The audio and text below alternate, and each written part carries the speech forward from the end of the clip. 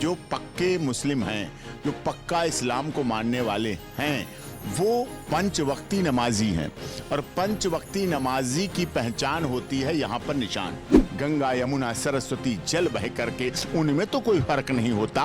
क्या आपको कभी गंगा की आवाज में गंगा बहती हुई में फर्क लगा? जवाहरलाल नेहरू जी को डिक्शनरी वंदे मातरम समझने के लिए लगती होगी, विभिन्न देशों की दुनिया भर की सिगरेट पीने में उन्हें नहीं लगती थी। तो व्यक्ति हमारे देश के, भारत का प्रधानमंत्री रहा हो, गुवाहाटी से चौपाटी, कन्याकुमारी से कश्मीर तक का रहा हो, अगर वो व्यक्ति ऐसा बोलता है तो ये भी कभी शर्मनाक और कभी लज्जाजनक है। वंदे मातरम सबसे नफरत है, लेकिन वंदे भारत ट्रेन से अच्छाई है, क्योंकि वंदे भारत ट्रेन समय पे पहुंचाती है, अच्छी सफाई व्यवस्था है। जो कहते हैं वंदे मातरम नहीं बोलेंगे, हाँ वंदे भारत के ट्रेन मिल रहे हैं, जल्दी से वंदे भारत के ट्रेन कर लो, वंदे भारत के ट्रेन तो बुक कर लो जल्दी से, वो तो बहुत अच्छी समय पहुंचा देगी। इस देश में जब ट्रिपल तलाक क्वैश हो गया तो उनके हलाला पे भी धीरे धीरे पाबंदी आ गई। इसलिए मौलाना साहब नाराज है और उनकी कोई नाराजगी नहीं। जिन हाथों में इंट्रावेनस स्टेथोस्कोप, थर्मामीटर होना चाहिए था, तथा दिल्ली को दहलाने के नक्शे देने का काम किया।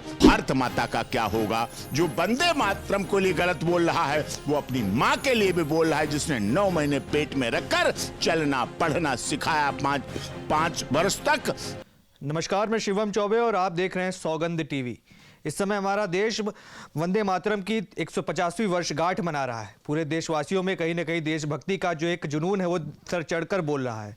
पर वहीं एक बड़ा तबका ये भी है जो कहता है कि वंदे मातरम बोलना हमारा मजहब जो है अलाउ नहीं करता। जिस तरीके से उन्होंने कहा कि एक ही खुदा है और उसी के आगे सजदा करना ये हमारा धर्म सिखाता है, कोई मातृभूमि नहीं है और कोई ऐसा और देवता तुल्य नहीं जिसके आगे सजदा किया जा सके। तो क्या वाकई में देश की सेवा करना, देश को मानना, देश को पूजना आज के भारत में जो है वो हराम माना जाएगा? तमाम विषयों पर बातचीत करने के लिए सुप्रीम कोर्ट के senior advocate doctor AP Singh मौजूद हैं। सर, तमाम MP, तमाम धर्म गुरु वो बता रहे हैं कि हमारे मजहब में नहीं सिखाया जाता कि माता को प्रणाम करो, भारत माता को।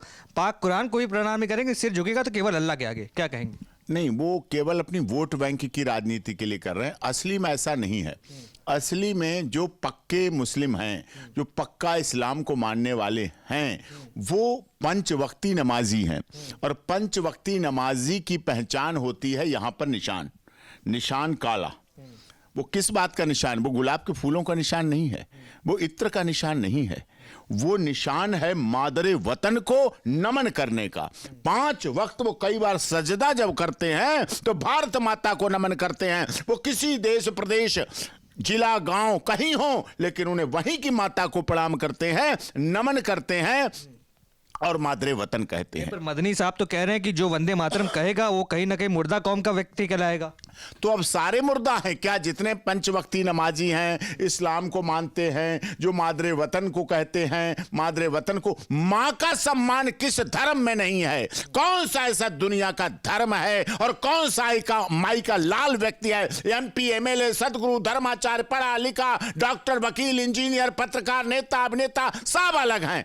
सब माँ को पूरी तरह से मानते हैं। 9 महीने पेट में ही मां नहीं रखती है, 5 साल तक बोलना सिखाती है कि क्या बोलें वो बात अलग है। 5 साल तक जिस मां ने बोलना सिखाया, चलना सिखाया, घुटनों से खड़ा होना दिखाया, अपना सीने का स्तनपान करके उस बच्चे को रोग मुक्त करने का जो वादा किया है कि सबसे अधिक ताकत होती है अगर तो मां के स्तनपान में होती है, वो देने का काम किया। और लोग उसके बाद उस मां को भूल जाएं, लोग उस भारत माता को भूल जाएं, जो भारत माता भी सभी धर्म, जाति, क्षेत्र, भाषा, संप्रदाय के लोगों को, जिसमें गरीब, दलित, शोषित, पीड़ित, मजदूर, मजलूम, हिंदू, मुस्लिम, सिख, ईसाई, जैन, पारसी, सब धर्मों के लोग हैं।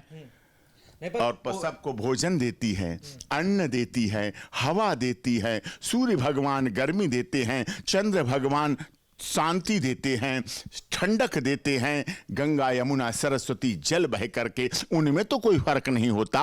क्या आपको कभी गंगा की आवाज में गंगा बहती हुई में फर्क लगा कि मेरी इस गंगा में मौलाना नहीं नहाएगा? क्या आपको गंगा से कभी आवाज आई इस गंगा में ग्रंथी नहीं नहाएगा? कभी आपको लगा कि गंगा में पादरी नहीं नहाएगा या गंगा में सिर्फ पुजारी नहाएगा। गंगा में अगर मौलाना नहाते हैं तो नहाकर वो इबादत और मस्जिद में नमाज अदा कर पाते हैं। ग्रंथी साहब नहाते हैं तो शब्द का कीर्तन कर पाते हैं, और अगर पादरी साहब नहाते हैं तो वो चर्च में जाकर कैंडल जला पाते हैं। नहीं, ये सारी बातें तो ठीक है डॉक्टर साहब, पर कई लोगों का ये कहना है, जैसे ओवैसी साहब को मैं कोट कर देता हूं, उन्होंने कहा कि हमारा जो मजहब है वो ना तो किसी माता के आगे सिर झुकाता, ना बहन के आगे सिर झुकाता, ना पाक कुरान के सामने सिर झुकाता। सिर झुकता है तो केवल अल्लाह के सजदे में। पहली बात। दूसरी प्रश्न ये हो गया कि जब वंदे मातरम की बात आती है, इसको मजहबी रंग तो दिया जा रहा है, पर जो पुरानी सरकारें थी आजादी के बाद की, उन्होंने भी वंदे मातरम में काटने छाटने का काम किया था। हमारे पहले प्रधानमंत्री कहा करते थे कि मुझे इसका मतलब समझने के लिए एक डिक्शनरी की जरूरत पड़ती है। तो कहीं ना कहीं दोष हम इनको नहीं ठहरा सकते, पुरानी इतिहास की भी गलतियां रही हैं। देखिए, जवाहरलाल नेहरू जी को डिक्शनरी वंदे मातरम समझने के लिए लगती होगी, विभिन्न देशों की दुनिया भर की सिगरेट पीने में उन्हें नहीं लगती थी। कहां कहां किससे मिलना है, किसे गले मिलना है, इसके लिए वो पैर सुना ही सोचते थे। वंदे मातरम के लिए तो उन्हें डिक्शनरी की जरूरत पड़ती होगी।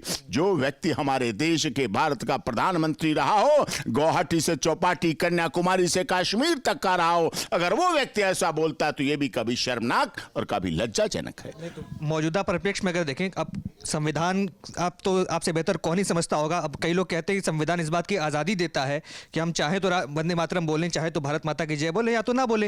ये तो फ्रीडम ऑफ एक्सप्रेशन हो गया उनका। वंदे मातरम सबसे नफरत है, लेकिन वंदे भारत ट्रेन से अच्छाई है, क्योंकि वंदे भारत ट्रेन समय पे पहुंचाती है, अच्छी सफाई व्यवस्था है, अच्छी कैटरिंग है, अच्छी कैंटीन है, अच्छी सुविधाएं हैं। तो फोन पे लोग हमने खूब कहते देखे हैं जो कहते हैं वंदे मातरम नहीं बोलेंगे। हाँ हाँ, वंदे भारत के ट्रेन मिल रहे हैं, जल्दी से वंदे भारत के ट्रेन कर लो, वंदे भारत के ट्रेन तो बुक कर लो जल्दी से, वो तो बहुत अच्छी समय पहुंचा देगी, तारीख कर लूंगा, कोर्ट पहुंच जाऊंगा, वहां पहुंच जाऊंगा, शादी में पहुंच जाऊंगा, निकाह में पहुंच जाऊंगा और हलाला में पहुंच जाऊंगा। ये बात अलग है, क्योंकि उन्हें इसलिए लगता है कि अब इस देश में जब ट्रिपल तलाक क्वैश हो गया तो उनके हलाला पे भी धीरे धीरे पाबंदी आ गई, इसलिए मौलाना साहब नाराज हैं और उनकी कोई नाराजगी नहीं। तो मैं ये पूछना चाहूंगा, अमित शाह ने कहा संसद के पटल पर कि कुछ पहले तो वंदे मातरम से जिन्ना को समस्या थी, अब जिन्ना के कुछ मुन्ना भारत में रह गए, उनको समस्या आ रही है। तो क्या लगता है कि जो